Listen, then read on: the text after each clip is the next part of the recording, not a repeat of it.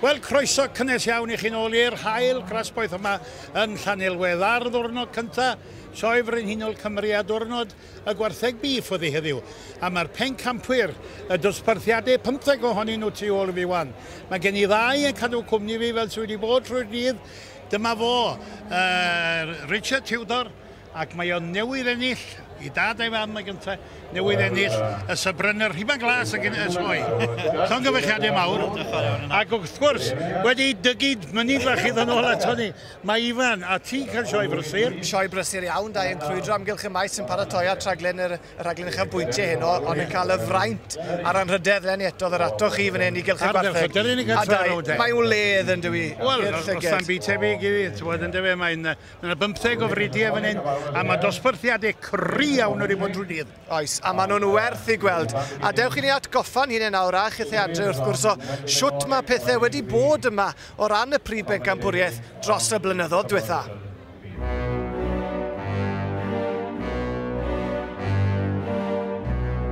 Mae pencampwriaeth y bif unigol wedi bod yn frwydr rhwng dau frid dros y ddeng mlynedd ddiwethaf.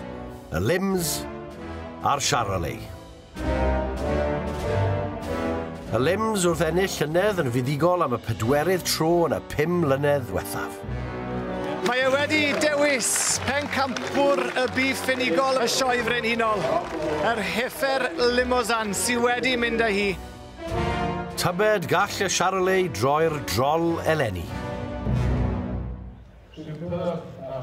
Ie, wir, fel na mae wedi bod dros y blynyddoedd diwetha, y Lims a'r Charolais yn teyrnasu y Lims yn enwedig yn ennill 4 o'r 5 wrth gwrs fel glwson ni fyna. A dyma chi olygfa ynghylch y gwartheg, a dau mae'n fraint ac yn anrhydedd I fi gael bod yma. Fel yw chi hefyd, Richard, mae'n siŵr I weld y fath olygfa. O, yndi bendant, ac mae'n hyfryd gweld nhw, ac yn wedi gyfridiau cynenid yn edrych mor gwryl enni hefyd, mi fydd yn ddiddorol iawn. Neis gweld rhywun wedi dod nôl yn dod I tybod. I chi dau wedi bod trwy'r bore yn fe nawr, soniwch am bwy sydd wedi bod yn serenu yn ystod y dydd I chi. Wel, mae Richard wedi, a fi wedi bod, mae Richard yn gwmni mawr I fi trwy'r bore, a dyn ni wedi gweld heddiw y bridiau cynghynid yn neud yn dda iawn. Yr Henffordd, nifer fawr ohonyn nhw, Beef Shorthorns, nifer fawr, a Highlands, hwnna. Ond wrth gwrs, mae'r Limousin a'r Charolais, mae rhaid i'n rhoi y cap iddyn nhw.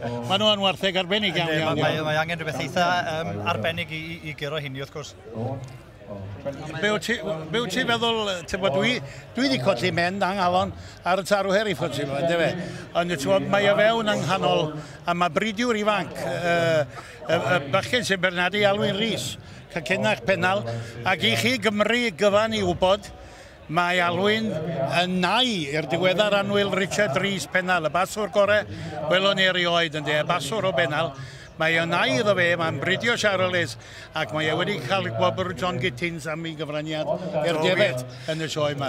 Be sy'n berniadu, a falle bod Alwyn yn edrych ar yr ochr modern. Pwy a wyr, Mae rhai da, mae pwy bynnag bynnith e, mae rhai da yma nes e.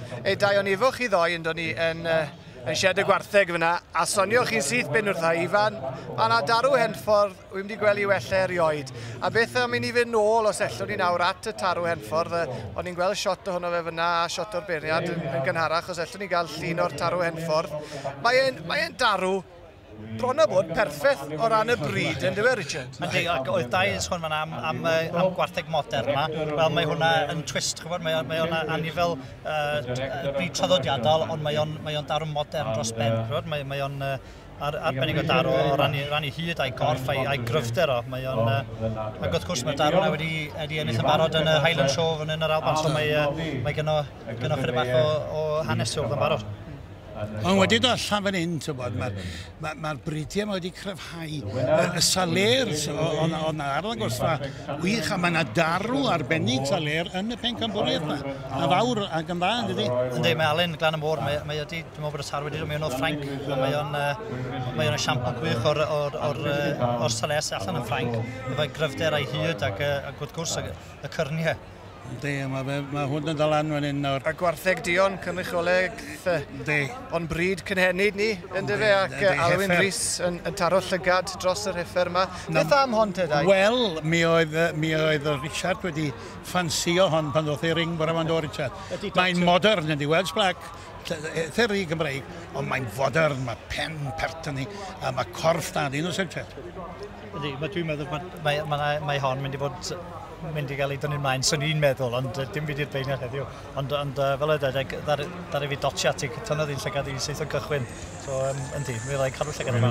I chi Dai yn abod Alwyn wrth gwrs yn iawn y beirniad. Ydy, soniwch am y math o wartheg mae e'n cadw adre, achos mae'n cadw commercial a pedigree. Yndi, gwartheg croes i gan Alwyn fwy, mae gynno fichod pedigree Charlie ac wedi wneud yn dda yn gwerthu teirw lan yr Alban ac ati.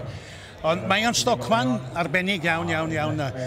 Mae'n, wel, wedi wedi cael gwobr John Gittins am ei gyfraniad i'r gymdeithas. Mae'r tarw Charol yn ymlaen, Hereford yn ymlaen ato fe, snai dorri fyna beth o'n i'n mynd i weid, ynddo. Dyma fo'r tarw chi gig ei weld o'n O'n abod Alwyn, dwi'n gwybod mae Alwyn o'r fath o wartheg mae'n ei bridio o'r fewn y Charles. Mae'n licio anifiliad cry, mae'n licio corff a asgwn dan yn nhw, so dwi'n siŵr bydd Alwyn yn gyneiligad ar rhywbeth. Ac wrth i fe bori a chwilio y tarw henffordd, wel, gore dwi wedi weld yn y sioe fawr yma. Ewn ni lawr y llinell wedyn at y nesaf, sef y Charolais. Wastad yna rhywle tu ar brig yn dyn nhw Dai? O, ydyn. Y bore yma gyda ni hwyl yn gwylio'r gystadleuaeth yma heffar di hon. Yr un yn yllodd y pencampwr a'r Cîl Wobr y Charolais, sef Davies yn Boden, ynddo? Ac eto, dwi wedi siario more efo Richard a dwi wedi rhyfeddu a wedi mwynhau yn myfrydu yn y bryd yma. Beth am hon, Richard? Ia, hyfryd o heffryd. Ac oedd y pencampwr, hun pencampwr, ac oedd y tarw yn ail iddi, oedd y ddau allan o'r un darw, o'r un tad, so mae'n dangos bod yna gallu yn y tad a bod yna stael a stamp yn y fod. Wel, ti'n rhyw 2 blynedd yn ôl, oedd yma anferth o darw Charlie yma. Un mawr efo bod yn Davies, a fo yw tad y Cîl Wobr a'r pencampwraig y Charolais yn de. A wy'n credu bod fi'n iawn i weid, Dai, bod y teulu yma yn ogystal yn giamster ar y busnes beef yma, yn giamsters, ynghylch y David hefyd, efo'r David Texel, efe? Mae'n rhyfedd be mae arian gallu gwneud ydy, mae nhw'n ddynnu o'n ariannol iawn, a maen nhw'n prynu'r hifen o'r defed a'r gwartheg pan maen nhw'n mynd allan i brynu. Yndyn, ond maen nhw'n gallu magu nhw hefyd yn edrych yn ôl pob golwg hefyd. Ac edrychwn ni lawr wedyn wrth i'r heffer Charolais ddod ato ni fan hyn a cerdded wrth Alwyn Rhys y beirniad. A mae'n symud yn neis yn dwi? Yndi, mae'n symud yn osgeiddig iawn yn ffrwyg. Pwy nesaf felly? Pwy yw'r bryd nesaf sy'n ger bron Alwyn Rhys? Y blond, y tarw blond sydd yn dod mewn y ddiwan. Ac hwn yn esiampl perffaith o'r bryd o ran i hyd ac hyd yn dyn nhw, ac y cryfder, ac y pŵer, ac yr mysl na sgyn nhw, mae hwn yn darw da iawn. Symud yn dda, yn dwi Dai? O, neillio. Am darw mor fawr, yn dwi? Mae'r rhain yn hidiog, os gewch chi darw blond i glicio, weles i biches anco o wartheg Dion Cymreig, ac nhw oedd y cyntaf i fi weld yn defnyddio blond. Digwyddo nhw'n cael tarw blond oedd yn glicio, a mi oedden nhw loia croes bendigedig. O'n nhw wir? Oen. Rhai yn sôn weithiau, falle bod y blond yn gallu bod yn darw sy'n eisiau, neu yn fryd te, sy'n eisiau lle reit dda, mae'n gallu bod yn reit feddal. Yw hwnna'n wir amdani nhw? Os ydyn ni'n bod nhw'n creadur chydig bach mwy lean, a mae o'n felly yndden, falle eisiau lle chydig bach gwell, heb o fi'n sefyll a traed dim o'r brydwyr blond yn y wlad. Ond o ran y croesi gyda unrhyw fywch signo, mae gallu rhoi siap ac rhoi'r pŵer na mewn i lloi. Ac yn lloian rhoi trwydd fyd Dai? Yndi, o'r lloian iawn, a Cwm Henry Llambed sydd yn bencampwyr ar ddangos y beef masnachol. Mae da nhw le agos iawn yn ei cael hwnna i'r blondi, ynddo. Ac wrth gwrs... Mae hwn yn darw o hyd dychryn nhw. Ydy, mae o'n blaenau ni, ond nawr y tarw Limousin Dai. Limousin wedi dod i'r brig 4 mlynedd allan o'r 5 diwetha. Bydd hwn reit agos, mae'n siŵr. Beth ych chi'n meddwl? Mae hwn yn darw da, da iawn yn dala'r Cîl Wobr oedd o fe. Oedd y fiwch enwog yn erbyn y ddau darw, ond y ddau darw oedd allan i'r brig efo'r beirniad. A mae hwn yn darw da iawn iawn. Anghofia i byth y tarw yma 2 flynedd yn ôl. Chi'n cofio'r tarw Diamont da, oedd yma 2 flynedd. Oedd hwnnw'n darw mowr, y tarw Limousin. Mae hwn yn ddim gymaint o darw a hwnnw, ond... Mae hwn yn darw ifanc ysdi. Ydy. Ydy, a'i dad o Hafod Las hefyd, so mae'n cysylltiad a Cymru arno fo, so mae'n gan acen Gymraeg, mae'n siŵr. Bydd hwn yn agos i'r brig, Richard? Bydd o ddim yn bell o'r bryd. Dwi'n eitha sicr. Os ydych chi'n ennill pencampwr yn y gysylltiaeth yr Limousin, mae o'n mynd cario chi'n bell iawn. Mae'n gysylltiaeth mor anodd a mor cry o ran y safon. Mae'r pencampwyr Limousin pob amser nhw agos i'r brig. Pan fyddyli wedi bod gwreiddiau hwn yn ddofn yn ochrau hiraethog, fydde ti'n meddwl fydde ti'n gallu gweld rhywbeth. Mae yna fichesu da lan nawr, dwi'n gwybod mae hwn yn darw go arbennig, a wedi meddwl bod y beirniad mynd i lyco hwn, mae'n siŵr. Mae wedi gweld digon, mae wedi rhoi y nod i'r ferch sy'n tywys. A pwy feddyliau bod rhywun mor eiddil yn gallu arwen y fath labwst o beth, ynddo fe? Ond am anifer mor mawr a cyhyrog, mae o'n cerdded yn wych am y rhwydd ar ei draed. Dim ail, y draed o'n dda iawn. Mae'n dangos i ti na ti hwnna'n pasio fydda. Mae eisiau bach o hyd yn y carn yn os yw'r carn cwta yma. Ddim bob amser yn beth da na di o dan y gwerthau mae i tran nhw i bara.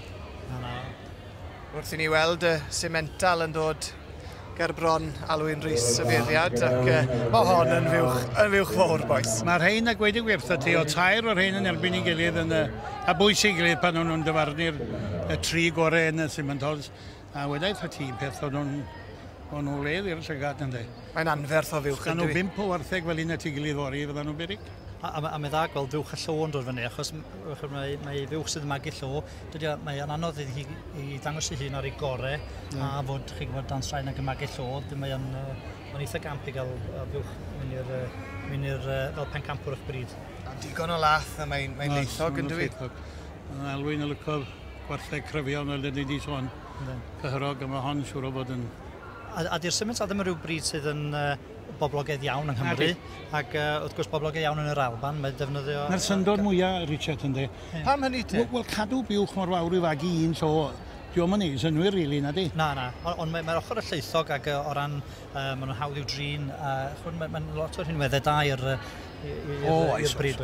Pam bod ddim mwy ohonyn nhw yma yng Nghymru te? Os yna reswm penodol am hynny, ni? Mae ffasiwn o lot hefyd, ynddi? Ffasiwn, mae dyn ni'n rhyw diwydiant sydd yn licio'r gwartheg Limousin a gwartheg Dion ac y gwartheg Glas i raddau.